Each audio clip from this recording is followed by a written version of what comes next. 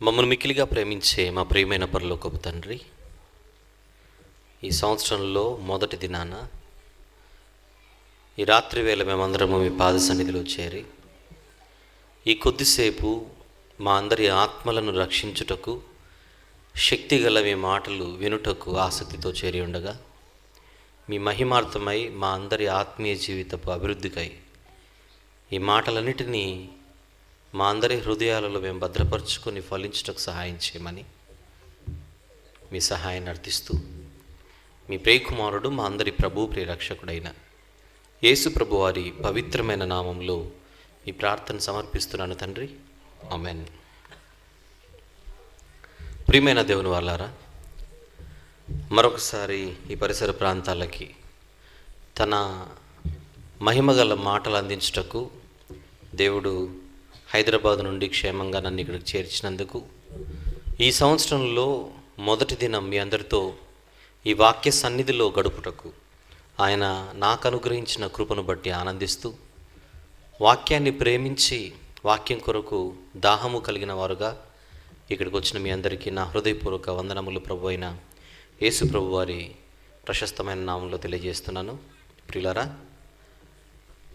మరి ఏ మాటల కొరకైతే ఈరోజు మీరందరూ కూడా ఆసక్తిగా ఎదురు చూస్తున్నారు, ఈ నూతన సంవత్సరపు ఈ తొలి దినాన దేవుని వాక్య సన్నిధిలో గడపాలని మీరందరూ కూడా ఇష్టపడి వచ్చారు. అదంతా కూడా దేవుడు ఆనందించే విషయమని మనం గ్రహించాలి. ఇదే విధంగా ఈ సంవత్సరం అంతా కూడా ప్రతిరోజు ఇలాంటి వాతావరణంలో మీరు గడిపితే అది మరింత ధన్యకరముగా దీవెనకరంగా ఉంటుందని కూడా మీ ఎదుట ప్రస్తావిస్తూ, నాకు ఇవ్వబడినటువంటి ఈ కొద్ది సమయంలో మనమందరము కూడా మరింతగా ఆత్మీయ యాత్రలో ముందుకు అడుగులు వేయగడుగుటకు మనం నడిపించే మాటలు కొన్ని మీతో పంచుకోవడానికి నేను ప్రయాణం చేస్తున్నాను.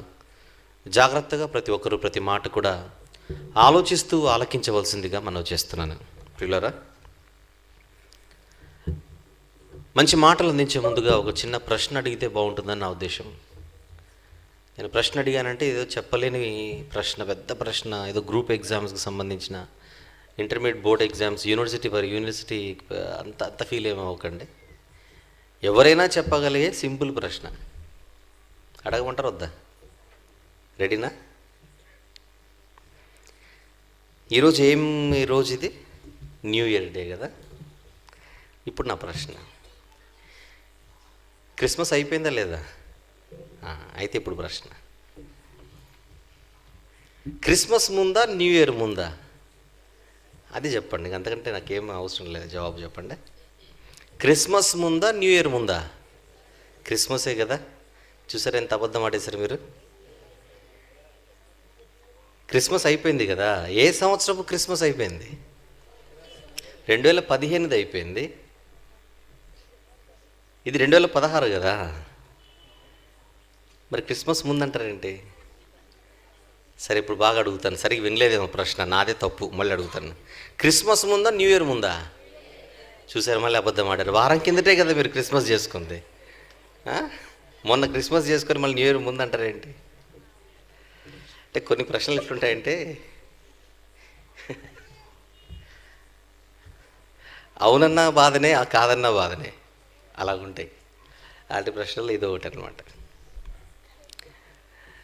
ఎవరో ఒక వ్యక్తిని అడిగారట, ఒరే నేను అడిగిన ప్రశ్నకి అవును అనైనా చెప్పు, కాదు అనైనా చెప్పు, ఈ రెండిట్లో ఈ తప్ప ఇంకొకటి చెప్పకన్నాడట. సరే అడుగు అంటే, నేను ఒక మాట అంటాను, ఆ మాట అనగానే నువ్వు అవుననైనా అనాలి లేదా కాదైనా అనాలి అనేసరికి ఓ ఇంతే కదా అని అన్నాడట. రైట్. అప్పుడు అన్నాడు, నువ్వు మనిషి కాదు అన్నాడట. ఇప్పుడు వీడు అవుననాలా కాదనాలి? ఇప్పుడు అవునంటే ఒప్పుకున్నాడు, కాదంటే నిజమే అన్నట్టు. ఇలా ఉంటాయి. అలాగే సరదాగా అడిగానులేండి, క్రిస్మస్ ముందా న్యూ ఇయర్ ముందా అని. అయితే ఈరోజు నా పాఠం కూడా ఆ ప్రశ్నకు సంబంధించిందే. అందుకే కొంచెం మిమ్మల్ని ఆలోచింపజేసే ప్రయత్నం చేశాను. ఈరోజు నా అంశం ఏంటంటే, క్రిస్మస్ వస్తే న్యూ ఇయర్ వస్తుందా? అది ఈరోజు మన పాఠం. విచిత్రంగా లేదు ఈ పాఠం? ఏంటి చెప్పండి? క్రిస్మస్ వస్తే న్యూ ఇయర్ వస్తుందా? ఈ ప్రశ్న అడిగానంటే తెలియకుండానే మరొక ప్రశ్నకు అక్కడ తావుంది. అదేంటంటే క్రిస్మస్ రాకపోతే న్యూ ఇయర్ రాదా అనేది కూడా లోపల ఉంది. పెద్ద అవుతుంది కనుక ఒకటే పెట్టాను. నా టైటిల్ ఏమో ఒకటే, క్రిస్మస్ వస్తే న్యూ ఇయర్ వస్తుందా అనేది యాక్చువల్గా అంశం. అది అనగానే ఇమ్మీడియట్గా రెండో ప్రశ్నకు అక్కడ చిన్న ఛాన్స్ ఉంది. ఏంటది? క్రిస్మస్ రాకపోతే న్యూ ఇయర్ రాదా అన్నట్టుంది. ఇంత కొంచెము కన్ఫ్యూజ్ అయ్యే ఒక చిన్న టైటిల్ కలిగిన ఈ అంశాన్ని జాగ్రత్తగా ఈరోజు న్యూ ఇయర్ కనుక ఈ పాట మీ ముందు ప్రస్తావిస్తున్నాను. వారం కిందట క్రిస్మస్ చేసుకున్నాం మనందరం. క్రిస్మస్ తర్వాత న్యూ ఇయర్ వచ్చింది. బాగా వినండి. వారం కిందట క్రిస్మస్ చేసుకున్నాం మనందరం. క్రిస్మస్ తర్వాత న్యూ ఇయర్ వచ్చింది. దేని తర్వాత న్యూ ఇయర్ వచ్చింది? క్రిస్మస్ తర్వాత న్యూ ఇయర్ వచ్చింది. అందరు చెప్పాలి, దేని తర్వాత న్యూ ఇయర్ వచ్చింది? రైట్. ఏది వచ్చిన తర్వాత న్యూ ఇయర్ వచ్చింది? ఏమంటే ఏం ప్రాబ్లం వస్తుందని అందరు సైలెంట్గా ఉన్నారు. ఏం పర్లేదులేండి, మాట్లాడండి. ఏది వచ్చిన తర్వాత న్యూ ఇయర్ వచ్చింది? క్రిస్మస్ వచ్చిన తర్వాత న్యూ ఇయర్ వచ్చింది. అందుకే అడిగాను, క్రిస్మస్ వస్తే న్యూ ఇయర్ వస్తుందా అని. అంతే కదండి, క్రిస్మస్ వస్తేనే కదండి న్యూ ఇయర్ వచ్చేది. ఫస్ట్ డిసెంబర్ 25 రావాలి, తర్వాతనే జనవరి 1 రావాలి. జనవరి 1 రావాలంటే ముందేం రావాలి? డిసెంబర్ 25 రావాలి. అంతా తిక్కమక్కకు ఉంది. ఇదేందో కొంచెం క్లియర్గా చెప్పండి సోదరా అని మీరంటే ఇప్పుడు అసలు విషయానికి వస్తాను. డిసెంబర్ 25 అనగానే క్రిస్మస్ అని అందరికీ తెలిసిన వాస్తవం. ఈ క్రిస్మస్ కోసం ఒక వారం 10 రోజుల ముందే అందరూ సిద్ధపడతారు. క్రిస్మస్ రానే వస్తుంది. 25 తర్వాత 26 కూడా క్రిస్మస్ డేనే అనాలి. ఎందుకంటే ఇంటికి వచ్చిన బంధువులు ఇంకా ఇంట్లోనే ఉంటారు 26కి. 26 సాయంత్రానికో 26 రాత్రికో వెళ్తారు. అంటే 25న ఉన్న వాతావరణం 26 కూడా మన కంటికి కనపడుతుంటుంది ఇంట్లో. ఎందుకంటే 25, 26 చాలా దగ్గరగా ఉంటాయి కనుక 26 కూడా క్రిస్మస్కి వేసేసుకుందాం కొద్దిసేపు. ఆ వాతావరణం ఇంట్లో ఉంటుంది కనుక. ఎందుకంటే తెచ్చుకున్న కొత్త బట్టలు ఇంకొక జత ఇంకా పెండింగ్నే ఉంది, ఇంకా వేసుకోలేదు. క్రిస్మస్ చేసుకున్న పిండి వంటలన్నీ కూడా ఇంకా పూర్తి అవ్వలేదు. క్రిస్మస్ వచ్చిన బంధువులు ఇంకా కొంతమంది ఇంట్లోనే ఉన్నారు. క్రిస్మస్ చెట్టుకు ఉన్న లైట్లు ఇంకా వెలుగుతూనే ఉన్నాయి. క్రిస్మస్ బయట స్టార్ కూడా రాత్రిపూట్ల ప్రకాశిస్తోంది. క్రిస్మస్. ఇన్ని కారణాలు ఉన్నాయి కనుక 25కు సంబంధించినది 26 అని అనుకుందాం కొద్దిసేపు. 25 ఎలాంటి వాతావరణం ఉంటుందో మన ఇంట్లో, 26 కూడా ఆల్మోస్ట్ అదే వాతావరణం ఉంటుంది. క్రిస్మస్. అయితే ఎటొచ్చి 27 అనే ఒక డేట్ ఉంది డిసెంబర్లో. 27 + 28 ఈ 2 రోజులు చాలా డేంజరస్ డేలు. ఈ 2 కూడా. ఈ 2 రోజులు ఎలాంటి రోజులంటే, ఇంతకు మనిషి క్రిస్మస్ వాతావరణంలో ఉన్నాడా, న్యూ ఇయర్ వాతావరణంలో ఉన్నాడా అని అడిగితే కరెక్ట్గా చెప్పలేని ఒక 2 దినాలు ఉన్నాయి. అదే 27, 28.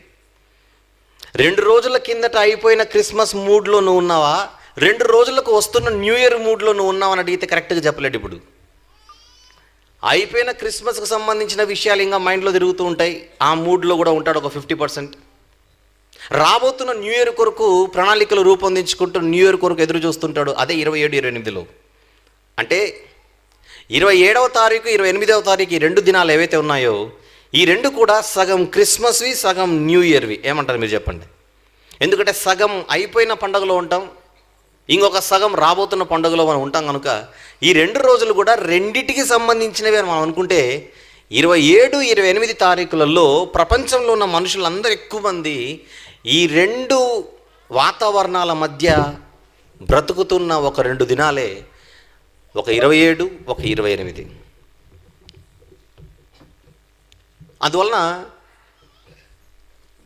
ఈ 27, 28వ తారీఖున మనుషులకు ఉండేటువంటి మానసిక పరిస్థితిని బట్టి మనుషులకు ఒక మంచి మెసేజ్ ఇస్తే బాగుంటుందని మొన్న ఆదివారం ఒక ఆలోచింపజేసే ఒక అంశాన్ని కొంతమంది క్రైస్తవ సోదరీమణుల మధ్య నేను పెట్టాను. అది ఇప్పుడు మీతో ప్రస్తావిస్తాను. ఈరోజు న్యూ ఇయర్ కనుక. ప్రియులారా, క్రిస్మస్ వస్తే న్యూ ఇయర్ వస్తుందా అనేది ఈరోజు నా అంశం. డిసెంబర్ 25 వస్తే జనవరి 1 వస్తుందా అనేది కాదు నా పాఠం. క్రిస్మస్ వస్తే న్యూ ఇయర్ వస్తుందా అనేది నా పాఠం. ఈరోజు నేను మీతో 2 మెసేజ్లు పంచుకోబోతున్నాను. ఇది వింటుంటే ఇది క్రిస్మస్ మెసేజ్ ఉన్నట్టుందే అని అనిపిస్తుంది. ఇది నేను ముగిస్తుంటే ఇది న్యూ ఇయర్ మెసేజ్ ఉన్నట్టుందే అని మీకు అనిపిస్తుంది. అందువలన ముందే ఏం జరగబోతుందో మీకు చెప్పాను కనుక ఇది సగం క్రిస్మస్ది, చెప్పండి, సగం న్యూ ఇయర్ది. క్లియరా? జాగ్రత్తగా విందాం. ఈ రెండింటికి ఎంత సంబంధం ఉందో మీకు మ్యాటర్ అర్థమైపోతుంది. ఈ రెండింటికి ఎలా సంబంధం ఉందో మీకు అర్థమవుతుంది. మంచి ఆలోచింపజేసే మాటలు ఆలస్యం చేయకుండా వినే ప్రయత్నం చేద్దాం. ప్రియులారా, క్రిస్మస్ అనగానే మనందరికీ తెలుసు, ప్రపంచానికి తెలిసిన ఒక నిర్వచనం క్రీస్తు పుట్టుక. క్రిస్మస్ అనగానే ఇది క్రీస్తు పుట్టుకకు సంబంధించినదని జగమెరిగిన సత్యం ఇది. అయితే యేసుప్రభు ఈ లోకానికి వచ్చిన తర్వాత ఒక సంఘటన చరిత్రలో చోటు చేసుకుంది. ఆ సంఘటన ఏంటో మనం ఒకసారి జ్ఞాపకం చేసుకోగలిగితే, యేసుప్రభు పుట్టిన తర్వాత ఒక దూత యూదయ దేశంలో ఉండే గొర్రెల కాపరులకు వర్తమానం అందించింది. ప్రజలందరికీ కలుగబోవు సంతోషకరమైన సువర్తమానం మీకు తెలియజేయుచున్నాను. దావీదు పట్టణమందు నేడు మీ కొరకు ఒక రక్షకుడు పుట్టి ఉన్నాడు అనగానే ఆ గొర్రెల కాపరులందరూ కూడా సంతోషంగా పరిగెత్తుకుంటూ వెళ్ళిపోయి ఆ శిశువు అయినటువంటి యేసుప్రభు వారిని పశువుల తొట్టిలో పరుండబెట్టినటువంటి ఆయన్ని చూసి చాలా ఆనందించారు ఆ గొర్రెల కాపరులు. అది జరిగిన తర్వాత మరికొంత కాలానికి ఎక్కడో ఉన్న తూర్పు దేశపు జ్ఞానులు యేసుప్రభుని చూడడానికి వాళ్ళు ఎంతో దాహముతో, ఎంతో ఆశతో, ఎంతో ఆసక్తితో ఎన్నో మైళ్ళ దూరం ప్రయాణం చేసి యెరూషలేంకి వచ్చారు. యెరూషలేంకి వచ్చిన తర్వాత ఆ జ్ఞానులు అడుగుతున్న ప్రశ్న హేరోదు నోటీస్కి వచ్చింది. యూదులకు రాజుగా ఉన్న హేరోదు దృష్టికి వచ్చిన ప్రశ్నే, యూదులకు రాజుగా పుట్టినవాడు ఎక్కడున్నాడు అని వీళ్ళు అడుగుతుంటే ఆయన ఆశ్చర్యపోయాడు. యూదుల రాజు నేనుండగా మరొక రాజు పుట్టడం ఏంటి అని ఈ వార్త విన్న హేరోదు రాజు కలవరపడ్డాడు. అతనితో పాటు అతని చుట్టూ ఉన్న వారందరూ కూడా కలవరపడ్డారు. అప్పుడు ఈ హేరోదు రాజు ఒక తీర్మానాన్ని తీసుకున్నాడు. కొద్ది రోజులైన తర్వాత ఆ జ్ఞానులతో సమాచారాన్ని అందుకొని వారికి నక్షత్రం కనబడిన కాలం గురించి ఆయన విచారించి లెక్కలు కట్టి, ఈ శిశువుగా ఉన్నప్పుడే చంపేస్తే నా భవిష్యత్తు బాగుంటుంది, లేదంటే ఏదో ఒక రోజు నా సింహాసనానికి ఎసరొస్తుంది, నాకు నా పిల్లలు ఇక రేపు పొద్దున సింహాసనాన్ని ఎక్కలేరు, అందువలన ఈ బాలుడిగా ఉన్న ఈయనని ఇప్పుడే తీసేస్తే సంహరిస్తే బాగుంటుంది అనుకొని ఆ హేరోదు రాజు యేసుప్రభుని మట్టు పెట్టడానికి ఆయన బాల్యంలోనే ఒక స్కెచ్ని గీసి ప్లాన్ చేశాడు, ఒక పథకాన్ని రూపొందించాడు. ఆ లెక్కలను బట్టి ఆయనకు అర్థమైంది, ఈ జ్ఞానులు వచ్చిన కాలం, ఆ జ్ఞానులకు నక్షత్రం కనబడిన కాలం, అవన్నీ లెక్కలు కడితే సుమారు ఆయనకి ఒక 2 సంవత్సరాల వయసు వరకు ఉండొచ్చు అని లెక్కలు కట్టి ఆ బెత్లెహేము పరిసర ప్రాంతాల్లో ఉండే 2 సంవత్సరాల లోపున్న పిల్లల్ని సంహరించాలి అని ఒక శాసనాన్ని ఆయన జారీ చేయగానే 2 సంవత్సరాల లోపున్న పిల్లల్ని చంపడం ప్రారంభించారు ఆ సైనికులు. టార్గెట్ మాత్రం ఒక బిడ్డే, యేసుప్రభు వారు. యేసుప్రభు వారిని చంపాలనుకున్నాడు ఈ హేరోదు. యేసుప్రభు వారిని చంపాలి అని అనుకున్నాడు. ఆయన పుట్టిన వెంటనే చంపాలి. పుట్టిన 1 సంవత్సరము, 1 సంవత్సరంన్నర, 2 సంవత్సరాల లోపు ఆయన క్యాలిక్యులేషన్ ప్రకారంగా పసితనములోనే యేసుప్రభును చంపాలనుకుంటున్నాడు ఒక హేరోదు. అయితే ఈ హేరోదు యేసుప్రభుని బాలుడిగా ఉన్నప్పుడు చంపాలనుకున్నది దేనికి అని అడిగితే, ఆ హేరోదుకి ఆయన ఎందుకు పుట్టాడో సరిగా తెలియక, ఆయన ఎందుకు పుట్టాడో తెలిస్తే చంపాలన్న ఆలోచన వచ్చేది కాదు హేరోదుకి. క్రిస్మస్ అంటే యేసుప్రభు వారి పుట్టుక అని ప్రపంచం అంటోంది. ఈరోజు క్రిస్మస్ అనగానే మనందరం పండుగ చేసుకుంటున్నాం. ఈరోజు క్రిస్మస్ అనగానే పిండి వంటలు చేసుకుంటున్నాం. ఈరోజు క్రిస్మస్ అనగానే కొత్త బట్టలు ధరిస్తున్నాం, ఇంటికి పెయింట్ వేసుకుంటున్నాం. సందడి, బంధువులు వస్తున్నారు, మనం బంధువుల ఇళ్ళకి వెళ్తున్నాం. పండగే పండుగ మన క్రిస్మస్కి. కానీ 2000 సంవత్సరాల క్రితం వరకు మనం ప్రయాణం చేస్తే అప్పుడు క్రిస్మస్ ఎలా జరిగిందో చెప్పనా? రక్తంతో తడిచిపోయింది.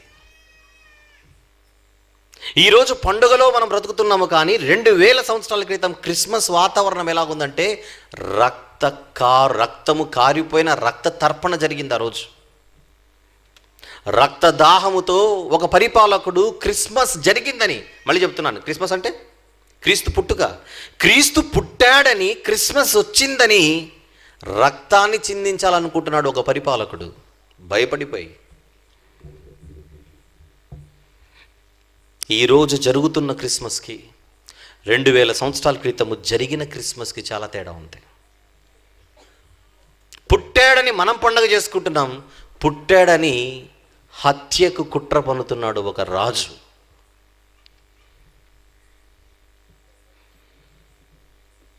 ఎందుకు అంత మారణకాండకు అతను ఒడిగడుతున్నాడు అని అడిగితే, క్రిస్మస్ అంటే ఏంటో సరిగా ఆ రాజుకు ఆ రోజు తెలియక, పుట్టిన యేసు ప్రభుని చంపాలనుకుంటున్నాడు. ఈ సీన్ అలా మైండ్లో పెట్టుకోండి అందరూ. ఇప్పుడు అదే క్రిస్మస్ అంటే యేసు ప్రభు పుట్టిన ఆ కాలంలో జరిగిన మరొక సంఘటన చెబుతాను మీకు. గొర్రెల కాపర్లు యేసు ప్రభుని చూసి వెళ్ళిపోయారు. గొర్రెల కాపర్లు వచ్చి చూసి వెళ్ళిపోయిన తర్వాత యేసు ప్రభు పుట్టింది ఎక్కడ మనకు తెలుసుగా, దావీదు పట్టణం అందు బెత్లెహేము అంటాం. పాత నిబంధన ధర్మశాస్త్ర ప్రకారంగా మగబిడ్డకు 8వ దినాన సున్నతి చేయించాలి. ఒక గువ్వ పిల్లను కానీ ఒక పావురం పిల్లను కానీ దహన బలిగా అర్పించాలి. పాత నిబంధన ప్రకారంగా లేవియాకాండం 12లో ఉంటుంది ఇదంతా. అప్పుడు ఆ యొక్క ధర్మశాస్త్రానికి సంబంధించిన క్రియలను నెరవేర్చడానికి బెత్లెహేము నుంచి యేసుప్రభు, బాలుడైన యేసుప్రభు 8 దినాల పసిబిడ్డ, ఇంకా రోజుల బిడ్డ, ఆయన 2 ఏండ్ల లోపున్న బిడ్డ కూడా కాదు, ఇంకా చాలా పసిబిడ్డ. 8వ దినాన సున్నతి చేయించాలి కదా. అంత రోజులలో ఉన్నటువంటి, రోజుల వయస్సు కలిగినటువంటి శిశువైన పసిబిడ్డ అయిన యేసుప్రభుని తీసుకొని తల్లిదండ్రులు ఇద్దరు యెరూషలేంకి వెళ్ళిపోయారు. యెరూషలేముకు వీళ్ళు వెళ్ళే సమయానికి యెరూషలేంలో ఒక భక్తుడు ఉన్నాడు చాలా కాలం నుంచి. ఆయన పేరు సుమయోను. ఎప్పుడైతే యేసు ప్రభు యెరూషలేములోనికి అడుగు పెడుతున్నాడని ఆయనకు సిగ్నల్స్ అందాయో, పరుగున వచ్చాడు. ఆ తల్లి చేతిలో నుండి ఆ బిడ్డను తీసుకున్నాడు. మరియమ్మ తల్లి చేతిలో నుండి యేసు ప్రభు శిశువైన బాలయేసుని ఆయన చేతుల్లోనికి తీసుకున్నాడు. ఒక మాట చెబుతాను, ఏ పసిబిడ్డనైనా తల్లి చేతిలో నుంచి తీసుకుంటే ఆ బిడ్డ గురించి మనం మంచి మాటలు చెబుతాం, ఆ బిడ్డ గురించి, ఆ బిడ్డకు దీవెనలు ఇస్తాం, ఆ బిడ్డ వల్ల నా కుటుంబానికి మంచి జరగాలని కోరుకుంటాం. ఒకవేళ క్రైస్తవ కుటుంబంలో ఇది జరిగితే, ఒక పాస్టర్ గారు బిడ్డను తీసుకుంటే చేసే ప్రార్థన ఎలా ఉంటుంది చెప్పండి? ఈ బిడ్డ వలన కుటుంబానికి ఆనందం దయచేయండి, ఇప్పుడు ఈ బిడ్డకు మంచి ఆరోగ్యాన్ని దయచేయండి, ఈ బిడ్డ ఎదిగిన తర్వాత తల్లిదండ్రులు తలెత్తుకునే విధంగా ఈ బిడ్డ ఉండులాగున దీవించండి ప్రభు అని ప్రార్థన చేస్తారు ఏ పాస్టర్ గారైనా. కానీ ఈ సుమయోను ఏం చేస్తున్నాడో మీకు చెప్పాలి. ఒక బిడ్డను మనం తీసుకున్న తర్వాత ఆ తల్లిదండ్రులకు కంగ్రాచులేషన్స్ చెబుతాం, అవునా? బిడ్డలు పుడితే తల్లిదండ్రులకు ఏం చెబుతాం చెప్పండి? మంచి కార్యం జరిగిందండి మీ ఇంట్లో, కంగ్రాచులేషన్స్. మగబిడ్డ అండి, కంగ్రాచులేషన్స్ అంటాం. కానీ ఆ మగబిడ్డను తీసుకున్న సుమయోను గారు తల్లి అయిన మరియమ్మతో ఏమంటున్నాడు చూడండి ఒక్కసారి. లూకా సువార్త 2 తీద్దాం. లూకా సువార్త 2వ అధ్యాయము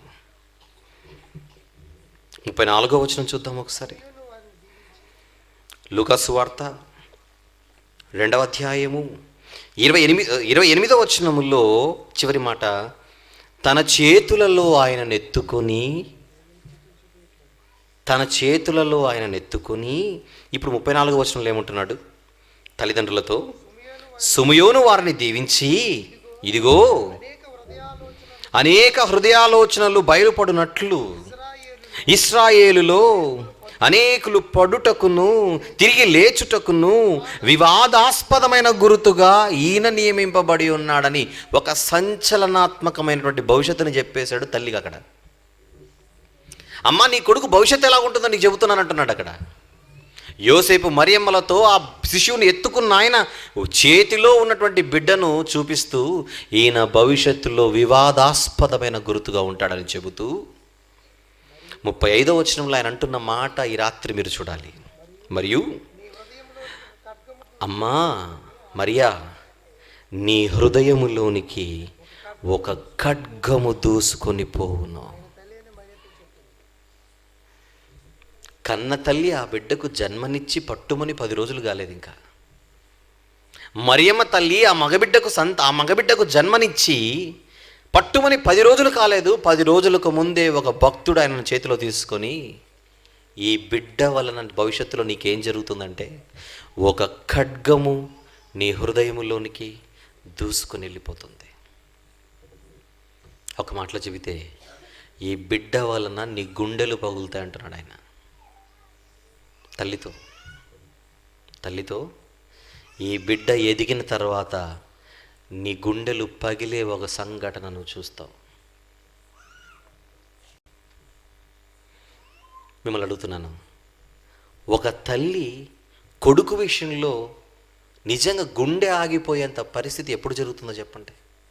ఒక తల్లికి తన బిడ్డ విషయంలో గుండె ఆగిపోయినంత, గుండె పగిలేటువంటి వార్త ఆ తల్లికి ఆ కొడుకు విషయంలో ఏం జరిగితే వస్తుందో మీరు చెప్పండి. అమ్మా, నువ్వు ధైర్యంగా ఉండు తల్లి. ఒక విషయం చెప్పనా, ఎక్కడైనా ఏ బిడ్డైనా చచ్చిపోతే ఆ వార్త అందరికంటే లేటుగా అందేది ఎవరికో చెప్పనా? తల్లికి. ఎందుకు? నవమాసాలు మోసిన గర్భం, నవమాసాలు మోసిన కడుపు ఆ వార్తను తట్టుకోలేదు.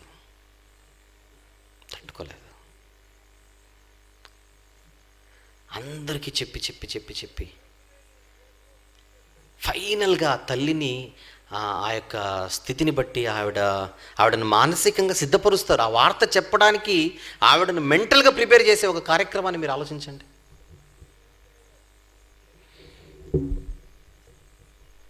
చావు వార్త పురుషుడు తట్టుకున్న స్త్రీ తట్టుకోలేదు.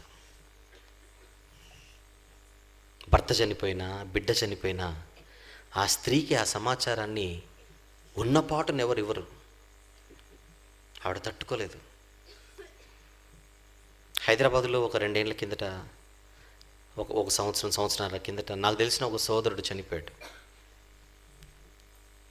చనిపోయాడన్న వార్త ఈ సోషల్ మీడియా, ఇప్పుడు ఫేస్బుక్ అంతా వచ్చేసింది, ప్రపంచానికి తెలిసిపోయింది.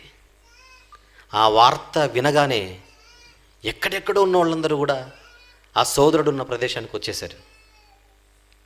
అందరూ వచ్చేసారు. ఎప్పుడో సంవత్సరాల కిందట మాట్లాడిన వ్యక్తి కూడా ఆయన శవాన్ని చూడడానికి వచ్చేసాడు. హాస్పిటల్ నుంచి ఇంకా బాడీ ఇంటికి రాలేదు. ఎవరెవరో వచ్చేసారు, అందరూ వస్తున్నారు. ఇంతమంది ఇంటికి వస్తుంటే కట్టుకున్న భార్యకు డౌట్ వచ్చి, ఎందుకంటే అందరు ఇక్కడికి వస్తున్నారు సడన్గా అని అడుగుతోందే కానీ ఎవ్వరూ ఆవిడకి వార్త చెప్పలేదు. మీ ఆయన చచ్చిపోయాడన్న వార్త ప్రపంచానికి తెలుసు కానీ నీకు తెలీదు అన్న మాట ఎవరు చెప్పట్లేదు. అలా మానసికంగా సిద్ధపరుస్తున్నారు. స్త్రీ తట్టుకోలేదు. అది భర్త అయినా బిడ్డ అయినా. TV9లో ఒక న్యూస్ రీడర్ ఉండేవాడు. ఆయన పేరేంటి చెప్తారు? బద్రి కదా, బద్రి అని ఒక ఆయన ఉండేవాడు. భయంకరమైన మరణం అయింది. ఆ రోజంతా TV9 ఆయన అంత్యక్రియలను టెలికాస్ట్ చేసింది. కుటుంబం అంతా భయంకరమైన యాక్సిడెంట్కి గురైంది. ఈ ప్రాంతమే అనుకుంటాను. ఆయన సతీమణి, ఆయన 2 మగబిడ్డలు యాక్సిడెంట్కి గురైతే దిక్కుకొకరు హాస్పిటల్లో ఉన్నారు. ఆ భర్త, ఒక కొడుకు, 2 చచ్చిపోయారు. మరొక కొడుకు హాస్పిటల్లో ఉన్నాడు. భార్య ఎన్నో ఎముకలు ఇరిగి ఆవిడ హాస్పిటల్లో ఉంది. ఆ సీన్ కనుక నేను చూసినప్పుడు, ఆ భర్త చనిపోయాడన్న వార్త ఆవిడికి చెప్పలేదు, తట్టుకోలేదని. ఆవిడకి ఎప్పుడు చెప్పారో చెప్పలేదు. అప్పటికి కూడా ఆయన శవాన్ని అంత్యక్రియల కొరకు ఆ శ్మశానానికి తీసుకొని వెళుతూ ఆవిడ బయటకు వచ్చే పరిస్థితులు లేకపోవడం వల్ల పగడ్బందీగా ఆవిడని హాస్పిటల్ నుంచి కిందికి తీసుకొని వచ్చి బెడ్ మీదనే, ఆవిడ బెడ్ ఇలా వస్తుంది, ఈయన శవం ఇలా వస్తుంది. ఆ సీన్ చూడండి, అలా ఏదో సినిమాల్లో ఎక్కడో సీరియల్లో కనపడుతుంది ఇది, కానీ రియల్గా జరిగింది. ఆవిడ హాస్పిటల్ నుంచి ఆవిడ బెడ్ అలాగ వస్తుంది. ఆవిడకి తెలియదు ఎందుకు తీసుకొని వెళ్తున్నారు. నా భర్త చనిపోయాడన్న విషయం అప్పటికి కూడా ఆవిడకి తెలియదు. శవాన్ని 10 మంది ఇక్కడి నుంచి మోసుకొని వస్తున్నారు. నర్సులు, స్టాఫ్ అందరూ ఆవిడను స్ట్రెచర్ పైన తీసుకొని వస్తున్నారు. చివరికి అలా 2 బెడ్లు పక్కన రాగానే ఆవిడ తలను అలా తిప్పారంతే. శవమై ఉన్న భర్తను చూసింది. ఏడవడానికి కూడా చేత కాలేదు. 2 సెకండ్లు ఆవిడకి చూపించి ఇమ్మీడియట్గా తిప్పి తీసుకొని వెళ్ళిపోయారు. ఎందుకు? ఒక బిడ్డ చచ్చిపోయాడు, ఇంకొక బిడ్డ బతికే ఉన్నాడు హాస్పిటల్లో. భర్త చచ్చిపోయాడు, ఆ బిడ్డ కోసమైనా ఈ తల్లి బతకాలి. తండ్రి కొడుకులను సమాధి చేశారు, తల్లి బిడ్డలు హాస్పిటల్లో ఉన్నారు. ఎంత భయంకరం! కానీ ఇక్కడ మీరు ఆలోచించవలసింది, ముందే ఎందుకు ఆ తల్లికి చెప్పలేదు ఆ మాట? ఇంట్లో ఒకరు పోతేనే తట్టుకోలేదు స్త్రీ, ఒకటేసారి ఇద్దరు పోతే ఏ స్త్రీకి కూడా రాకూడదేమో అనుకునేంత వార్తది. ఇవి మీకు అర్థమైతే, బిడ్డ పుట్టి 10 రోజులు కాలేదు, ఆ బిడ్డను చేతిలో తీసుకొని సుమయోన్ అంటున్నాడు, మరియా అమ్మ, నీ హృదయములో నుంచి భవిష్యత్తులో ఈ బిడ్డను చూస్తుంటే నాకు ఏమర్థమైందంటే, నీ హృదయములో ఒక ఖడ్గము దూసుకుపోతుంది. ఆవిడకి అర్థమైందో లేదో అది తర్వాత సంగతి. మనకు అర్థం కావాలంటే ఆయన మళ్ళీ అడిగితే, వివరంగా చెప్పండి అని అడిగితే, అయ్యా మాకు అర్థం కాలేదు, హృదయంలోనికి ఖడ్గం దూసుకెళ్ళిపోవడం ఏంటి అని ఒకవేళ అడిగితే ఆయన వివరించి చెప్పేవాడు. ఏమన్నా చెప్పనా, ఈ బిడ్డ పుట్టిందే ఒకరోజు చచ్చిపోవడానికి. బిడ్డను ఎత్తుకోగానే ఆయనకి ఏమర్థమైంది, ఆ బిడ్డను చూసి ఆయనకు ముద్దు రావడం తర్వాత సంగతి. ఆ బిడ్డను చూడగానే తల్లికి చెప్పాడు, ఈ బిడ్డ పుట్టిందే చావడానికి. క్రిస్మస్ క్రీస్తు పుట్టుక. పుట్టిన 10 రోజుల్లోపు ఒక భక్తుడు ఎత్తుకున్నాడు, ప్రవక్త చెప్పేశాడు ఆయన భవిష్యత్తు తల్లికి, నీ జీవితంలో నువ్వు ఒక సంఘటన ఆ సంఘటన ఎలా ఉంటుందో తెలుసా? నీ కంటితో ఈ బిడ్డ చావు నువ్వు చూడాలి. నీ కంటితో ఈ బిడ్డ ఎలా చచ్చిపోతాడో నువ్వు చూడాలి. నువ్వు చూడబోతున్నావు, చూస్తావు. బిడ్డ చచ్చిపోయాడన్న వార్త వింటేనే తల్లి తట్టుకోలేదే, ఆ తల్లి కళ్ళ ముందు ఆ బిడ్డను చంపుతుంటే చూడాల్సి వస్తే మీకు అర్థమవుతుందో లేదో? తల్లులు చాలామంది ఉన్నారు కదా ఇక్కడ, తండ్రులు ఉన్నారు కదా, ఒక్కసారి మీరు ఆలోచించండి. మరియమ్మ గారి ఫీలింగ్స్ మీకు అర్థం కాకపోతే నన్ను తిట్టుకోకుండా ఒక మాట అనుకోండి, ఒక్కసారి మన బిడ్డలను మనం ఊహించుకుందాం. ఆ ప్లేస్లో మన బిడ్డలు మనం ఊహించుకుందాం. ఒక్కసారి కొడుకులు ఉన్నారుగా, కూతుర్లు ఉన్నారుగా, ఎవరైనా ఆ బిడ్డను ఎత్తుకొని పుట్టిన వారానికి ఈ బిడ్డ చావు నీ కళ్ళతో నువ్వు చూసే రోజు ఒకటి ఉంది అని తల్లికి చెబితే ఆ తల్లికి ముద్ద దిగుతుందా చెప్పండి?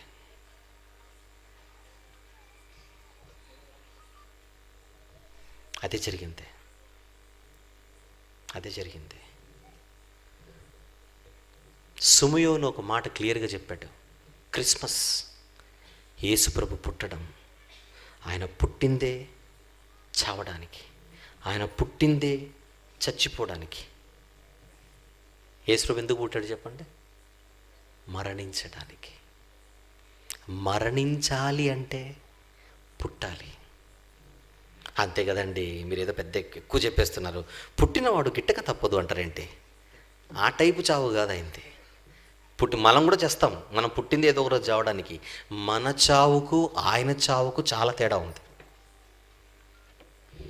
ఆయన చావుకు ఒక ప్రత్యేకమైన కారణం ఉంది, అది తెలుస్తుంది మీకు ఇప్పుడు మనం కూడా చచ్చిపోతాం, దెర్ ఇస్ నో డౌట్. కానీ ఎలా చచ్చిపోతామో మనకు తెలియదు, ఎప్పుడు చచ్చిపోతామో మనకు తెలియదు, ఆ చావు ఏ స్టైల్లో ఉంటుందో మనకు తెలియదు. కానీ యేసుప్రభు చావు మాత్రం ఎలా ఉంటుందో ముందే తెలుసు. ఎవరికి తెలుసు? ఆయనకు తెలుసు. ఆయన ఈ లోకానికి పంపించిన ఆ తండ్రి అయిన దేవాది దేవునికి తెలుసు, ప్రవక్తలకు తెలుసు. ఆ చావు ఎలా ఉంటుందో, ఎందుకు ఉంటుందో, దానివల్ల ఒరిగేదేంటో, దానివల్ల జరిగేదేంటో ముందే అన్నీ తెలిసినటువంటి ఒక చావు ఈ బిడ్డదే.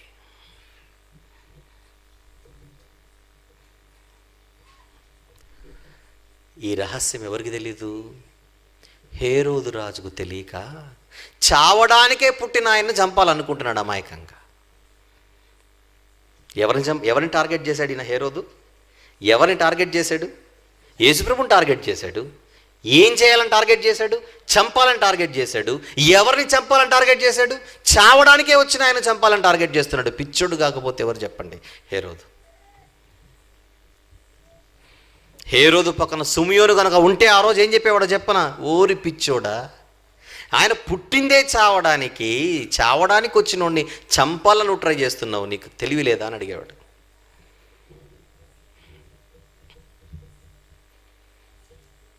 హేరోదు స్వార్థపరుడు గనుక, హేరోదుకి అధికారం పిచ్చింది కనుక, హేరోదుకి కుర్చీ కావాలి కనుక, సింహాసనం కావాలి కనుక, పదవి కావాలని కనుక, పేరు కావాలి కనుక, పరిపాలన ప్రభుత్వపు అధికారులు తన చేతిలో ఉండాలి కనుక, ఆ రోజు రోమా పరిపాలన జరుగుతున్నప్పుడు రోమా చక్రవర్తుల మోచేతి నీరు తాగే ఎదోమీయుడైన హేరోదు, ఏషావు సంతానంలో వచ్చినవాడు హేరోదు,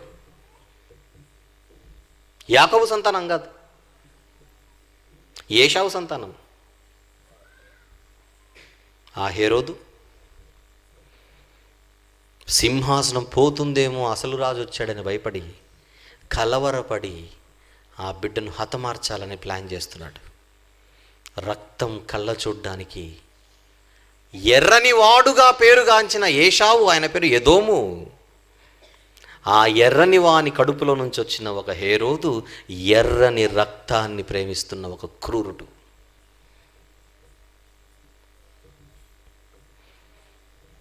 చూసారా, ఆయన ఎందుకు వచ్చాడో తెలియనివాడు ఆయనను టార్గెట్ చేస్తాడు. ఆయన ఎందుకు వచ్చాడో తెలిసినవాడు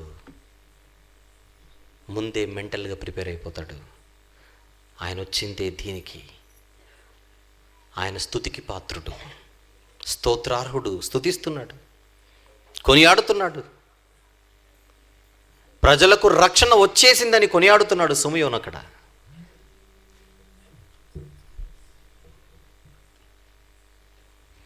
క్రిస్మస్, క్రీస్తు పుట్టుక, జన్మ. ఆయన పుట్టిందే చచ్చిపోవడానికి.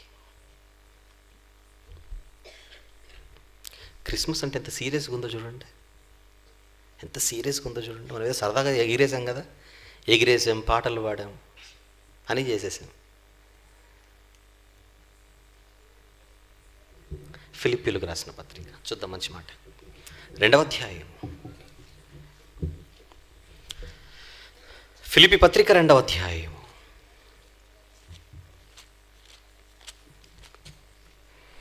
ఏ 6-7 వచనములు చూద్దాం. హేరోదు చదవలసిన మాట ఇది. హేరోదు చచ్చిపోయిన తర్వాత రాశాడు పౌలు గారు. ఆయన దేవుని స్వరూపము కలిగిన వాడై ఉండి దేవునితో సమానముగా ఒక భాగ్యం ఉండే భాగ్యం ఒకటి ఉండేది పరలోకములో. ఆ సింహాసనాన్ని వదులుకొని కదా, దేవునితో సమానంగా ఉండుట విడిచిపెట్టకూడని భాగ్యం ఎంచుకొనలేదు, కానీ మనుషుల పోలికగా, చదవండి అందరు, అది మనుషుల పోలికగా, అందరు చెప్పాలి, మనుషుల పోలికగా పుట్టి. అంటే ఏంటి చెప్పండి? క్రిస్మస్. క్రీస్తు పుట్టుకని ఏమంటున్నాం ఈరోజు ఒక మాటలో? క్రిస్మస్. ఆ క్రిస్మస్లో ఆయన మనుషుల పోలికగా పుట్టి పరలోకంలో సింహాసనం పైన కూర్చున్న ఆయన ఈ లోకంలో దాసుని స్వరూపము ధరించుకొని తన్ను తానే రిక్తునిగా చేసుకొని ఆకారమందు మనిషినిగా కనబడి మరణము పొందునంతగా. ఎలాంటి మరణం అది? యాక్సిడెంటల్గా చావు కాదు అది. సిలువ మరణము పొందినంతగా విధేయత చూపిన వాడై తన్ను తాను తగ్గించుకున్నాడన్న మాట హేరోదుకు తెలియక టార్గెట్ చేశాడు ఆ రోజు. క్రిస్మస్ గురించి పౌలు గారు మాట్లాడుతూ, పుట్టి ఎలా పుట్టాడు? దాసుని స్వరూపము ధరించుకొని ఆకారమందు మనుషుడిగా కనబడి మరణము పొందినంతగా. పుట్టిన ఆయన మరణము పొందినంతగా. ఎలాంటి మరణం? మళ్ళీ అది సిలువ మరణము పొందినంతగా తనను తాను తగ్గించుకొని ప్రయాణం మొదలుపెట్టాడు. ఈ లోకంలో పుట్టి ప్రయాణం మొదలుపెట్టాడు. ఎక్కడికి? చావుకి, మరణానికి. అది సిలువ మరణానికి, మామూలు మరణం కాదు. ఆయన ఖచ్చితంగా ఈ మరణమే కావాలి, ఆయనకి ఈ మరణమే పొందాలి ఆయన. అందుకు అది తెలుసు కనుక మధ్యలో ఆయనను చంపడానికి ఎంతమంది వచ్చినా తప్పించుకొని వెళ్ళిపోయాడు. ఆయన చావు అలా రాకూడదు, ఆయన చావు అలా రాకూడదు, అనుకున్నట్టుగానే జరగాలి. ఆయన చావు వ్రాయబడినట్టుగా, తండ్రి రాసినట్టుగా జరగాలి. మధ్యలో ఎవడొచ్చి కత్తి తీసుకొని పొడిస్తే కుదరదు.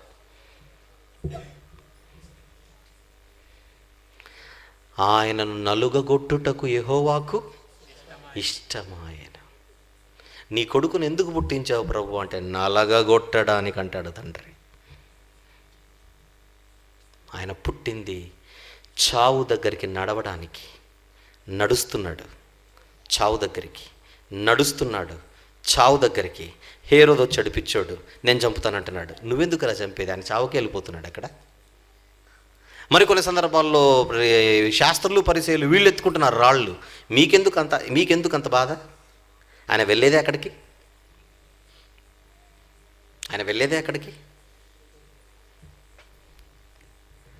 నాకు క్రిస్మస్ అంటే ఇలా అర్థమవుతుంది బైబిల్ చదివితే. క్రిస్మస్ అంటే నాకు సీరియస్ సబ్జెక్ట్గా కనపడుతుంది బైబిల్ చదివితే.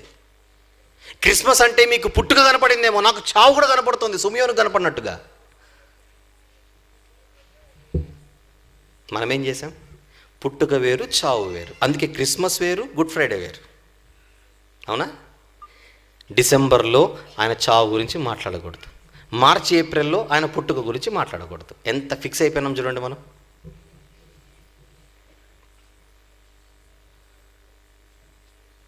ఈరోజు క్రిస్మస్. నేను పాట తీసుకున్నాను, మనకై యేసు మరణించే అనగానే ఈయనకేం పోయే కాలం వచ్చిందండి, ఈరోజు మరణం గురించి మాట్లాడతాడు. పుట్టాడు కదా అంటే ఆయన పుట్టిందే మరణించడానికి. పౌలు గారు పుట్టుకను చావును కలిపి మాట్లాడుతున్నాడు అక్కడ ఫిలిప్పీ 2:6 నుంచి కదా. మనుషుల పోలికగా పుట్టి మరణము పొందినంతగా విధేయత చూపుతున్నాడు. సిలువకు బయలుదేరాడు, పుట్టాడు, సిలువకు బయలుదేరాడు, పుట్టాడు, సిలువకు బయలుదేరాడు. ఈ రెండిటికి మంచి సంబంధం ఉందంటున్నాడు ఆయన.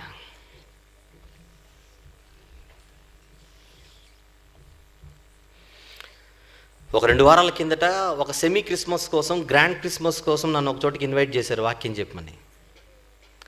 6 గంటల ప్రోగ్రాం అది. నాకు 1.5 గంట టైం ఇచ్చారు. ఆ 1.5 గంటకు ముందు, 1.5 గంట తర్వాత ఏం జరిగిందని మీరు అడిగితే, ఆ మీటింగ్లో నేను, నాతో పాటు వచ్చిన 2 తప్ప అందరూ ఎగిరారు. అందరూ ఎగరడమే, మేము 3 తప్ప.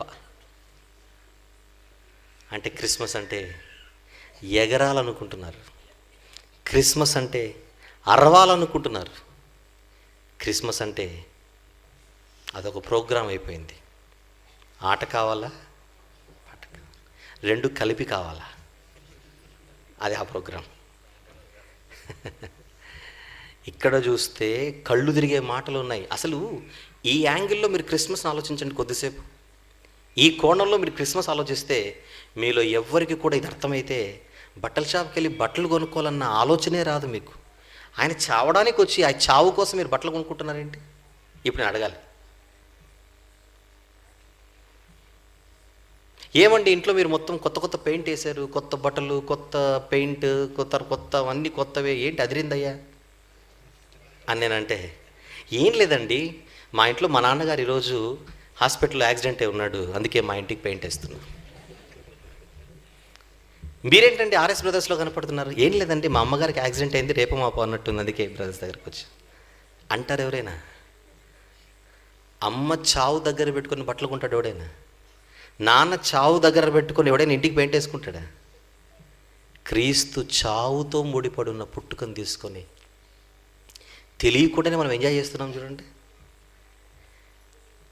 మళ్ళీ చెప్తున్నాను, మీరు బట్టలు కొనుక్కుంటే నేనేదో బాధపడి మీ ఊరికి వచ్చి చెప్పాను అనుకోకండి. మీరు కొనుక్కొని డబ్బులు మీవి, నాకేంటి బాధ? నన్ను అడిగారేంటి మీరు? డబ్బులు మీవి, కష్టం మీది, షాపు వాళ్ళది, ఇచ్చేది మీరు, అమ్మేది వాళ్ళు.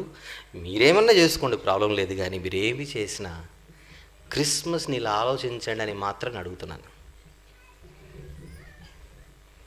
హేరోదులాగా క్రిస్మస్ను చూడకండి. వాడు తెలియక తప్పు చేశాడు. ప్రతి సంవత్సరం క్రిస్మస్ వస్తుంది కదా కానీ మనం ఎంజాయ్ చేసుకొని పోవడం కాదు. ఒక మంచి కారణం ఈ క్రిస్మస్కి కనపడుతుంది. ఇప్పటి వరకు విన్న దాన్ని బట్టి ఒక మాట చెప్పండి, యేసు ప్రభు ఎందుకు పుట్టాడు? అసలు క్రిస్మస్ అంటే ఏంటి చెప్పండి ముందు. క్రీస్తు పుట్టుక అనుకోండి కొద్దిసేపు. క్రిస్మస్ అంటే క్రీస్తు పుట్టాడు. క్రీస్తు ఎందుకు పుట్టాడు? చావడానికి పుట్టాడు. మళ్ళీ క్రిస్మస్ అంటే క్రీస్తు పుట్టాడు. ఎందుకు పుట్టాడు? చావడానికి పుట్టాడు. మూడోసారి క్రిస్మస్ అంటే క్రీస్తు పుట్టాడు. ఎందుకు పుట్టాడు? చావడానికి పుట్టాడు. అది అలా మైండ్లో పెట్టుకోండి. ఇప్పుడు నెక్స్ట్ పాయింట్లోకి వెళ్తాను. ఇది మైండ్లో పెట్టుకోవాలి. ఎవరు దీన్ని మైండ్లో నుంచి తీయకూడదు. 2000 సంవత్సరాల క్రితము మరొక సీన్, మరొక పిక్చర్ మీకు మీ మైండ్లోకి నేను వేయాలి ఇప్పుడు. ఆ రోజుల్లో ఇశ్రాయేలీలు అనే జనాంగం ఒకటి ఉంది. ఏ జనాంగం చెప్పండి? ఇశ్రాయేలు జనాంగం. ఆ రోజుల్లో ఇశ్రాయేలీలు కాని వారిని అందరినీ అన్యజనులు అని పిలిచేవారు. ఏమని పిలిచేవారు? అన్యజనులు అని ఎవరైనా కానివ్వండి, వాళ్ళు ఎవరైనా కానివ్వండి, ఇశ్రాయేలీలు కాని వారందరూ కూడా అన్యజనులే. ఇప్పుడు మీరందరూ ఇక్కడ ఉన్నారుగా, మీరందరూ ఇక్కడ ఉన్నారు. ఆ అన్యజనులు ఎవరు అంటే, యేసు ప్రభుని ఈ లోకానికి ఏ దేవుడైతే ఈ లోకానికి పంపించాడో, మళ్ళీ యేసు ప్రభుని ఈ లోకానికి ఏ దేవుడైతే పంపించాడో పరలోకంలో నుండి, ఆ దేవునిని ఎరుగని జనాంగమే అన్యజనులుగా పిలువబడుతున్న ఒక జనాంగం. ప్రపంచంలో ఉన్న వాళ్ళందరూ ఇశ్రాయేలీలు తప్ప. ఇక్కడందరూ మనం కూర్చున్నాం కదా, ఇక్కడ చిన్న గ్రౌండ్లో. మనకు కూడా పూర్వీకులు ఉన్నారా లేదా? మన తల్లిదండ్రులు ఉన్నారా? మన ఇంట్లో ఉన్నారు. వాళ్లకు తల్లిదండ్రులు ఉన్నారా లేదా? ఉన్నారు. వాళ్ళకు తల్లిదండ్రులు ఉన్నారా? వెనక్కి వెళ్ళిపోండి కొద్దిసేపు. అలాగనే వెనక్కు వెళ్ళిపోతే ఒక 100 సంవత్సరాల కిందకి వెళ్ళిపోండి. మన పితరులు ఉన్నారా లేదా చెప్పండి. మన తాత వాళ్ళ తాతగారు ఉన్నారా? రైట్. అట్లే ఒక 500 ఏళ్ళ కిందకి వెళ్ళిపోండి. అప్పుడు కూడా ఉన్నారా లేదా మన పూర్వీకులు? ఉన్నారంటారా లేదంటారా? ఒక 1000 సంవత్సరాల కిందకి వెళ్ళండి. అలాగనే ఉన్నారా లేదా భూమి మీద? ఉన్నారు. ఒక 2000 సంవత్సరాల కిందకి వెళ్ళండి. మన పూర్వీకులు 2000 సంవత్సరాల క్రితం భూమి మీద ఉన్నారా లేదా? ఉన్నారు. ఆ పూర్వీకుల గర్భాలలో నుంచే మనం ఇక్కడికి వచ్చింది. కానీ ఆ పూర్వీకులు ఎవరో చెప్పనా? ఇశ్రాయేలీలు కానివారు. ఇశ్రాయేలీలు కానివారు ఏమని పిలిచేవారని చెప్పాను ఇందాక? అన్యజనులు. ఇప్పుడు చెప్పండి, మన పూర్వీకులు ఎవరు? అన్యజనులు. ఎవరి గర్భాల్లో నుంచి వచ్చాము ఈ లోకానికి మనం? అన్యజనుల గర్భాలలో నుంచి వచ్చాము. అన్యజనులు అంటే యేసు ప్రభుని ఏ దేవుడైతే పరలోకం నుంచి పంపించాడో ఆ దేవునిని ఎరుగని వారే అన్యజనులు. అలాంటి అన్యజనుల గర్భాలలో నుంచి వచ్చిన మనం ఈరోజు ఎక్కడ కూర్చున్నారు మీరందరూ? యేసు ప్రభుని ఏ దేవుడైతే ఈ లోకానికి పంపించాడో ఆ దేవుని మాటలు వినడానికి మీరందరూ ఇక్కడికి వచ్చారు. I am right? అవునా? మన పూర్వీకులకేమో ఆయన అంటే ఎవరో తెలియదు. కానీ 2000 సంవత్సరాల తర్వాత మనకు మాత్రం ఆయన అంటే ఎవరో తెలిసిపోయాడు. దానికి గల కారణం ఏంటి అని మీకు తెలియాలంటే, చరిత్రలో ఒక సంఘటన చోటు చేసుకుంది. ఆ సంఘటనే ఇప్పుడు మీరు వాక్య పఠనంగా చదివారు. దాన్ని చూద్దాం జాగ్రత్తగా. ఎఫెసీ పత్రిక 2వ అధ్యాయము, ఎఫెసీలకు రాసిన పత్రిక 2వ అధ్యాయము 11 నుంచి చదువుకుందాం. 11 నుంచి చదువుకున్నాం, దాన్ని ఇంకొకసారి చదువుకుందాం. కాబట్టి అని ఉంటుంది. ఎఫెసీ పత్రిక 2:11. అన్యజనులుగా ఒకప్పుడున్న ఎఫెసీయులు వారికి రాస్తున్నటువంటి పత్రిక ఇది.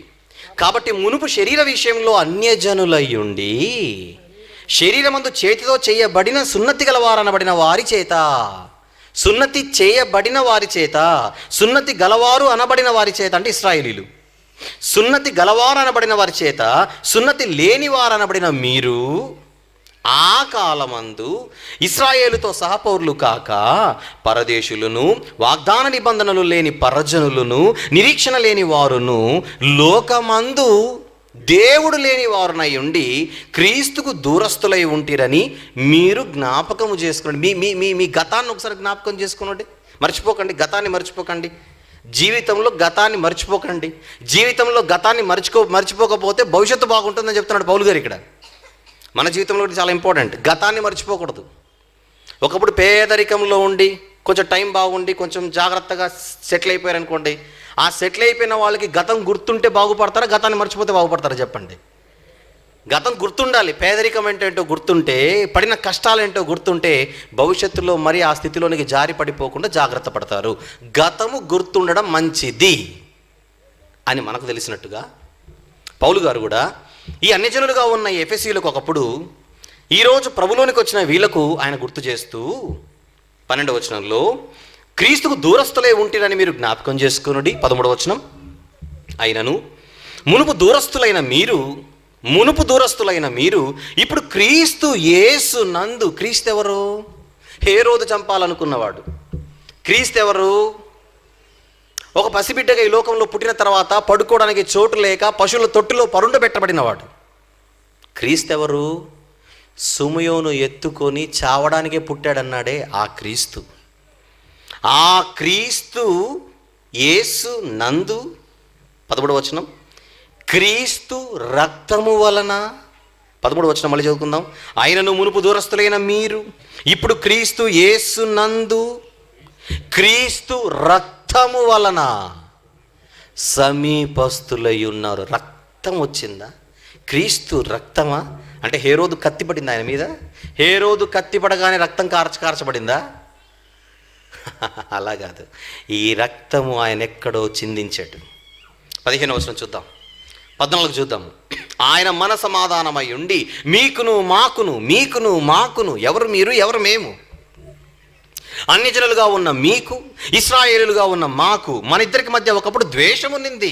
ఆ ద్వేషముననగా విధిరూపకమైన ఆజ్ఞలు గల ధర్మశాస్త్రమును తన శరీరమందు కొట్టివేయుట చేత మధ్య గోడను పడగొట్టి మన ఉభయులను ఏకము చేసెను.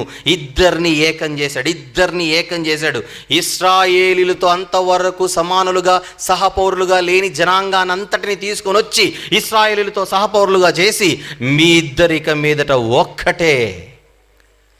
వీళ్ళు వేరు, మీరు వేరు, వాళ్ళు వేరు కాదు. మీరు గొప్ప, వీళ్ళు తక్కువ కాదు. ఇక మీదట ఇద్దరు సమానులే. ఇద్దరిని కలిపేస్తున్నాడు. ఇక్కడ ఇద్దరిని కలిపేశాడు. ఆ కలపడానికి ఆయన ఏం చేశాడు? 15వ వచనం చూద్దాం. ఇట్లు సంధి చేయొచ్చు. 15.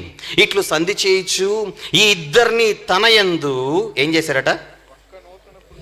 ఒక్క నూతన పురుషునిగా సృష్టించాడు. ఏ పురుషునిగా? నూతన పురుషునిగా సృష్టించాడు. మైండ్లో పెట్టండి అన్నమాట. నూతన పురుషునిగా సృష్టించి తన శిలువ వలన ద్వేషమును సంహరించి రక్తం కార్చడానికి శిలువనెక్కాడు. శిలువనెక్కిన తర్వాత రక్తం కార్చాడు. రక్తం కార్చిన తర్వాత ప్రాణం పెట్టాడు. సమాధి చేయబడ్డాడు. తిరిగి లేచాడు. శిలువనెక్కి రక్తం కార్చి ప్రాణం పెట్టడం వలన జరిగింది. ఓ ఎఫెసీయులారా, పౌలు గారు చెప్తున్నాడు, ఒకప్పుడు అన్యజనులుగా ఉండి ఈరోజు ప్రభుకు దగ్గరైన ఎఫెసీయులారా, మీ గతాన్ని నేను చెప్పాలి. ఒకప్పుడు మీరు దూరంగా ఉన్నారు, ఇప్పుడు దగ్గరి వారయ్యారు, ఇశ్రాయేలుతో సహపౌరులయ్యారు, సమానులయ్యారు. మీ ఇద్దరు ఏకమవ్వడానికి గల ఒకే ఒక కారణం, ఒక ఆయన పుట్టి క్రిస్మస్, ఆ పుట్టిందే చావడానికని ఎరిగి చావు దగ్గరికి ప్రయాణం చేసి అడుగులు అడుగు వేసుకుంటూ చివరికి సిలువ దగ్గరికి చేరి రక్తము కార్చడం వలన మీరు పాత జీవితము నుంచి మీరు లాగబడి ఒక నూతన పురుషునిగా సృష్టింపబడి ఒక కొత్త జీవితాన్ని ప్రారంభించారని మీకు ఈరోజు తెలియాలి. ఒక్క మాటలో చెబితే మీ జీవితంలో 2 భాగాలు ఉన్నాయి ఎఫెసీయులారా. మీ బ్రతుకును 2 భాగాలుగా విడగొట్టండి ఎఫెసీయులారా అంటున్నాడు. ఏంటి అని అడిగితే, క్రీస్తులోనికి రాకముందున్న జీవితం ఒకటి, క్రీస్తులోనికి వచ్చిన జీవితం ఒకటి. క్రీస్తులోనికి రాకముందు ఒక జీవితం, మీ పాత జీవితం, మునుపు జీవితం, పూర్వపు జీవితం, పాతది, ఓల్డ్. కానీ నేను చెప్పిన సువార్తను విని విశ్వసించి మీ పాపాలు కడుక్కోవడానికి క్రీస్తు యేసు వారి రక్తములో మీ పాపములు కడిగి వేసుకున్నట్టుగా ఒకరోజు బ్యాప్టిజం తీసుకున్నారే మీరు. ఆ బాప్తిస్మము తీసుకున్న తర్వాత మీ జీవితంలో ఒక నూతన శకం మొదలైంది. మీ జీవితంలో ఒక నూతన అధ్యాయం మొదలైంది. బాప్తిస్మము తీసుకోకముందు మీరు పాత అధ్యాయంలో ఉన్నారు, పాత జీవితంలో ఉన్నారు, పాత బ్రతుకులో ఉన్నారు, పాత కాలంలో ఉన్నారు. పూర్వమందు, ఆ కాలమందు అన్నాడు అక్కడ. కానీ బ్యాప్టిజం తీసుకున్న తర్వాత మీరు నూతన జీవితంలోనికి వచ్చారు, నూతన పురుషునిగా సృష్టింపబడ్డారు. బ్యాప్టిజం అంటే ఏం జరుగుతుంది? పౌలా, తడువు చేయట ఎందుకు, లేచి బాప్తిస్మము తీసుకొని నీ పాపములు కడిగి వేసుకో అన్నాడు అననీయ. పాపములు కడిగి వేసుకో అననీయ అన్నాడు. బ్యాప్టిజం తీసుకుంటే ఏం జరుగుతుంది? పాపములు కడగబడతాయి. పాపములు కడగడానికి ఎవరు వచ్చారు ఈ లోకానికి? పాపులను రక్షించుటకు క్రీస్తు యేసు ఈ లోకమునకు వచ్చెను. పాపులను రక్షించడానికే శిలువ మీద ఆయన రక్తం కార్చాడు. ఆ రక్తములో మన పాపములు కడుగుకోవడానికి సూచనగా బ్యాప్టిజం తీసుకుంటాం. ఎఫెసీలు అలాగనే తీసుకున్నారు. ఎఫెసీలో కొంతమంది అలాగనే తీసుకున్నారు. ఎప్పుడైతే బ్యాప్టిజం తీసుకున్నారో క్రీస్తు యేసులోనికి బాప్తిజం పొందిన మీరు క్రీస్తును ధరించుకుని ఉన్నారంటాడు గలతీయులతో 3:27లో. బ్యాప్టిజం తీసుకుంటే క్రీస్తు లోనికి రావడం, బ్యాప్టిజం తీసుకోకపోతే ఇంకా బయటే ఉండడం. మళ్ళీ బ్యాప్టిజం తీసుకుంటే క్రీస్తు లోనికి రావడం, బ్యాప్టిజం తీసుకోకపోతే ఇంకా బయటే ఉన్నట్టు. ఒక మనిషి జీవితంలో నూతన అధ్యాయం మొదలవ్వాలి అంటే ఆ వ్యక్తి పాతదైన పాపపు జీవితానికి స్వస్తి చెప్పి పరిశుద్ధుడైన దేవునితో ఉండడానికి పాపపు జీవితాన్ని కడుక్కోవాలని నిర్ణయించుకుని క్రీస్తు యేసువారు కార్చిన రక్తములో తన పాపపు జీవితాన్ని కడుక్కోవడానికి సూచనగా బ్యాప్టిజం తీసుకోవాలి. ఏ క్షణమైతే బ్యాప్టిజం తీసుకొని లేస్తాడో అప్పటి నుంచి తన జీవితంలో ఏ అధ్యాయం మొదలవుతుందో చెప్పండి? ఏ అధ్యాయం చెప్పండి అందరు గట్టిగా? ఏ అధ్యాయం చెప్పండి? నూతన అధ్యాయం. ఒక్క మాటలో చెబితే తన జీవితంలో అప్పుడే ఒక కొత్త సంవత్సరం మొదలైంది. ఒక నూతన సంవత్సరం మొదలైంది. నూతన సంవత్సరాన్ని ఇంగ్లీష్లో ఏదో అంటారు, నేను మర్చిపోయాను ఇందాక. ఏమంటారు నూతన సంవత్సరాన్ని? New year. ఎఫెసీలారా, మీకు ఒక న్యూ ఇయర్ వచ్చింది, మర్చిపోకండి. న్యూ ఇయర్ మీ జీవితంలోనికి ఎలా వచ్చిందంటే ఒక ఆయన రక్తం కార్చాడు, ఒక ఆయన ప్రాణం పెట్టాడు. ప్రాణం పెట్టి రక్తం కార్చి ప్రాణం పెట్టడానికి ముందు ఆయన ఏం చేశాడు? ఆకారమందు మనుషుని పోలికగా పుట్టాడు. పుట్టాడు అంటే క్రిస్మస్. క్రిస్మస్ అంటే క్రీస్తు పుట్టాడు. ఎందుకు పుట్టాడు ఇప్పుడు అడుగుతున్నాను మళ్ళీ. క్రిస్మస్ అంటే క్రీస్తు పుట్టాడు. క్రీస్తు ఎందుకు పుట్టాడు? చావడానికి పుట్టాడు. ఎందుకు చచ్చిపోయాడు?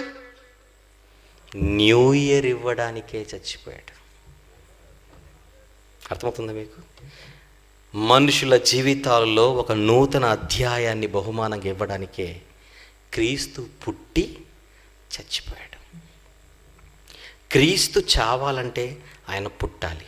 ఆయన పుట్టింది ఎందుకు? చావడానికి. ఎందుకు మరణించాడు?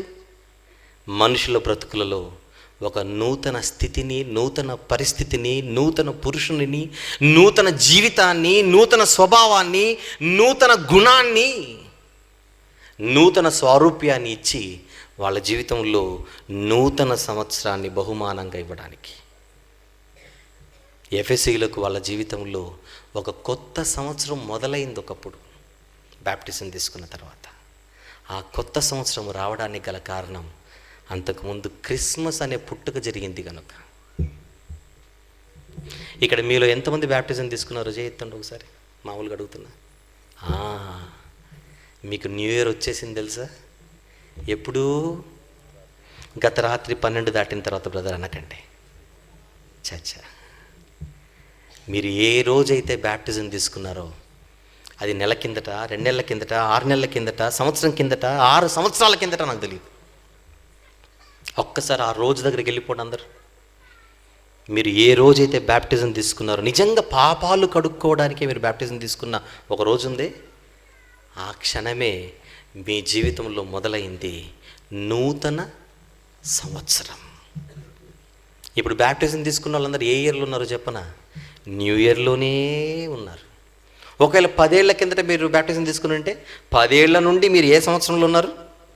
న్యూ ఇయర్లోనే కొనసాగుతున్నారు. మీకు ఇంకా ఓల్డ్ ఇయర్ లేదు, ఇక న్యూ ఇయర్లోనే ఉన్నారు. బ్యాప్టిజం తీసుకోకముందు విందాం. బ్యాప్టిజం తీసుకోకముందు ఒక జీవితం ఉందే, అది ఓల్డ్ ఇయర్. మన దృష్టిలో ఓల్డ్ ఇయర్ అంటే 2015 కాదు, ఇక మీదట మన దృష్టిలో పాత సంవత్సరం అంటే 2015 కాదు, 2014 కాదు, 2013 కాదు. బ్యాప్టిజం కంటే ముందున్న జీవితం ఒకటి ఉందే, ఆ జీవితం అంతా మన దృష్టిలో ఇక మీద ఏంటది? Old year. చాలామంది అంటారు ఓల్డ్ ఈజ్ గోల్డ్ అంటారు. ఈ కోణంలో ఓల్డ్ అసలు గోల్డే కాదు, తుప్పు పట్టింది అదంతా. ఇప్పుడు న్యూ ఈజ్ గోల్డ్. కొత్తదే బంగారం, పాతది బంగారం కాదు, తుప్పు, మసిబారిన జీవితం. ఆ పాత జీవితానికి స్వస్తి చెప్పి ఒక నూతన సంవత్సరము, నూతన అధ్యాయంలోనికి మన జీవితం ఒకరోజు ప్రవేశించింది. అది బ్యాప్టిజం తీసుకున్నప్పుడు. కానీ చాలామంది బ్యాప్టిజం తీసుకొని మళ్ళీ వెనక్కి వెళ్ళిపోతుంటారు. బ్యాప్టిజం తీసుకొని మళ్ళీ వెనక్కి వెళ్ళిపోతుంటారు. అంటే మాకు న్యూ బాగలేదు, మాకు న్యూ ఇయర్ వద్దు, ఓల్డ్ ఇయరే ముద్దు అని వెళ్ళిపోతున్నారు చాలామంది. జాగ్రత్త, పాత సంవత్సరంలోనికి, పాత జీవితంలోనికి వెళ్ళకండి. వాళ్ళని దేంతో పోల్చారంటే, కుక్క తన వాంతికి తిరిగినట్లును కడుగబడిన పంది తిరిగి బురదలోనికి వెళ్ళినట్టుగా వాళ్ళ జీవితాలు పోల్చబడ్డాయి. వద్దు.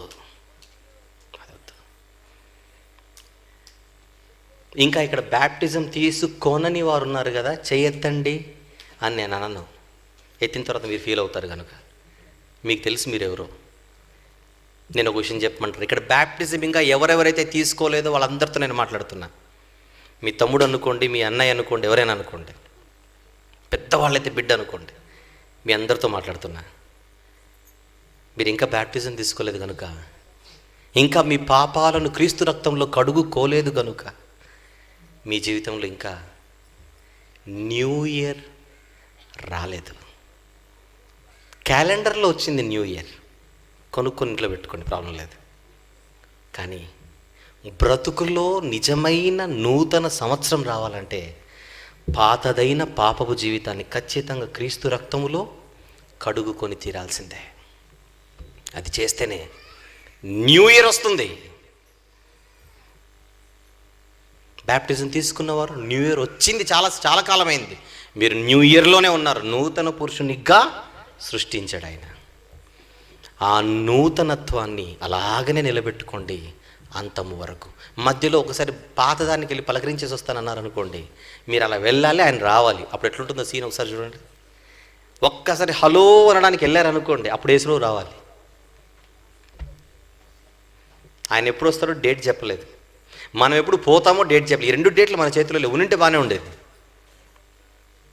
ఆయన వచ్చే కాలం మనకు తెలియదు, మనం పోయే కాలం మనకు తెలియదు. ఈ రెండు తెలివి కనుక జాగ్రత్తగా ఉండడం చాలా మంచిది. అవునంటారా? చెప్పండి. ఒక మనిషి జీవితంలో న్యూ ఇయర్ రావాలంటే ఏం జరగాలి? ఆ మనిషి జీవితంలో క్రీస్తు పుట్టాలి. am I right? పుట్టాలి. ఆయన పుట్టడం వలన, ఆయన మరణానికి నడిచి రక్తం కార్చాడే, ఆ రక్తం నీ జీవితంలో ఉండాలి. ఆ రక్తంలో నీ జీవితం కడగబడాలి. క్రీస్తు మన హృదయంలో పుట్టాలి. పుడితే మనకు న్యూ ఇయర్ వస్తుంది. చెప్పండి, న్యూ ఇయర్ రావాలంటే ఏం జరగాలి? క్రీస్తు మన హృదయంలో పుట్టాలి. క్రీస్తు మన హృదయంలోనికి ఎప్పుడు వస్తాడు? బ్యాప్టిజం తీసుకుంటే వస్తాడు. బ్యాప్టిజం తీసుకుంటే ఏం జరుగుతుంది? క్రీస్తు హృదయంలోనికి వచ్చి ఆయన జన్మించినట్టుగా మీరు భావించాలి. క్రీస్తు పుట్టుకని ఏమన్నాం ఇంతవరకు మనం? క్రిస్మస్. న్యూ ఇయర్ రావాలంటే ఏం జరగాలి? మన లైఫ్లో క్రిస్మస్ రావాలి. మన జీవితంలో న్యూ ఇయర్ రావాలంటే ఏం జరగాలి? క్రిస్మస్ రావాలి. మన పాఠం పేరేంటి? క్రిస్మస్ వస్తే న్యూ ఇయర్ వస్తుందా అని అడిగాను. ఇప్పుడు మీరు చెప్పండి, క్రిస్మస్ వస్తే న్యూ ఇయర్ వస్తుందా? చచ్చా, క్రిస్మస్ వస్తేనే న్యూ ఇయర్ వస్తుంది. క్రిస్మస్ వస్తే న్యూ ఇయర్ కాదు, క్రిస్మస్ వస్తేనే న్యూ ఇయర్ వస్తుంది. క్రిస్మసే కనుక మన లైఫ్లో రాకపోతే న్యూ ఇయర్ ఎప్పటికీ రాదు. క్రీస్తు పుడితేనే నూతన జీవితం మనకు వచ్చినట్టు. అదే క్రిస్మస్. క్రిస్మస్ వస్తే న్యూ ఇయర్ వస్తుంది, క్రిస్మస్ రాకపోతే చెప్పండి, న్యూ ఇయర్ ఎప్పటికీ ఎప్పటికీ ఎప్పటికీ రాదు. క్యాలెండర్లలో వస్తూ పోతుంటాయి, లైఫ్లో రావాలి కదా. ఈ రాత్రి ఈ మాటలు మీకు ఇచ్చి నేను వెళ్ళిపోతున్నాను. వెళ్ళిపోయే ముందు ఈ మాటలన్నీ మీకు ఇచ్చి వెళ్ళిపోతున్నాను. ఆలోచించండి. నిజమైన నూతన సంవత్సరం మీ జీవితంలో ఎప్పుడు ఉండాలంటే క్రీస్తు మీ హృదయంలో ఉన్నాడో లేదో, ఆయన రక్తంలో మీ జీవితాలు కడుక్కున్నారో లేదో, కడుక్కున్నా మళ్ళీ పాత జీవితంలోనికి వెళ్ళిపోయారేమో ఒకసారి ఆలోచించండి. అసలు మేము కడుక్కోలేదు బ్రదర్ అంటారా? ఆయన రక్తంలో మన పాపాలను. జాగ్రత్త, రేపేమి సంభవించునో మీకు తెలీదు. ఒకటి చూసినా మనం 2 చూస్తామన్న గ్యారంటీ లేదు. అందుకే దీపం ఉన్నప్పుడే ఇల్లు చక్కబెట్టుకోండి, అవకాశం ఉన్నప్పుడే మంచి నిర్ణయం తీసుకోండి. క్రిస్మస్ని హృదయంలో జరిగించండి, న్యూ ఇయర్లోనికి ప్రవేశించండి. న్యూ ఇయర్లో ఉన్నప్పుడు ఎప్పుడు క్రీస్తు మీ హృదయంలోనే ఉండే విధంగా జాగ్రత్త పడండి. క్రిస్మస్ లేకపోతే న్యూ ఇయర్ లేదు మన లైఫ్లో. క్రిస్మస్ లేకపోతే న్యూ ఇయర్ అనేది మన లైఫ్లో జరగదు. అందువలన జనవరి 1 వచ్చిందన్న ఆనందం కంటే క్రీస్తు మా హృదయంలోనికి వచ్చాడు అన్న ఆనందం మీకు ఎక్కువ ఉండాలి. ఇంకా రాకపోతే అయ్యో జనవరి 1 కూడా వచ్చింది కానీ ఇంకా క్రీస్తు రాలేదే అని బాధపడాలి. దేన్ని బట్టి ఆనందిస్తున్నారు, దేన్ని బట్టి బాధపడుతున్నారు? ఈ ప్రశ్నలన్నీ మీకే వదిలేస్తూ సెలవు తీసుకుంటున్నాను. Thank you very much.